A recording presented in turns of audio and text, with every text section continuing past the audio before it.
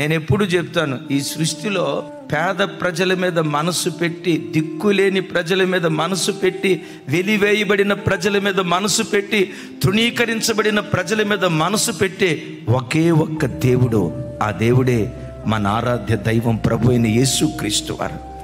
ఒకవేళ నీ పేద స్థితి, నీ దయనీయ స్థితి, నీ దిక్కులేని స్థితి నీ సొంత తోబుట్టువులకి అసహ్యమైపోయిందేమో. దీని ఇంటికి వెళ్తే నన్ను డబ్బులు అడిగిద్దేమో, వీడింటికి వెళ్తే నన్ను అప్పు అడుగుతాడేమో, అరే వీడి పూరింటికి వెళ్తే నాకు అవమానం అని నీ పేద స్థితిని బట్టి నీ తోబుట్టువులే ఒకవేళ నిన్ను చిన్న చూపు చూస్తూ ఉంటే, నేను ప్రకటించే నా దేవుడు ఎవరో తెలుసా?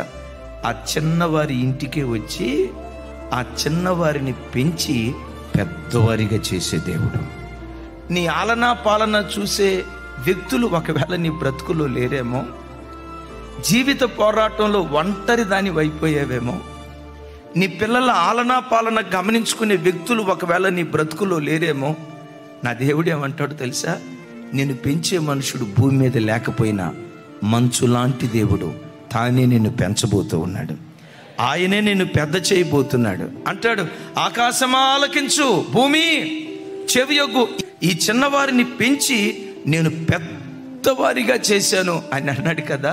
ఇశ్రాయేలీయులను పెంచి పెద్దవారిగా చేసిన దేవుడు నిన్ను నీ పిల్లలను దేవుడే సాకునుగాక, దేవుడే పెంచునుగాక, ఆ దయగలిగిన దేవుడే నిన్ను పెద్ద చేయునుగాక. Download ShareChat.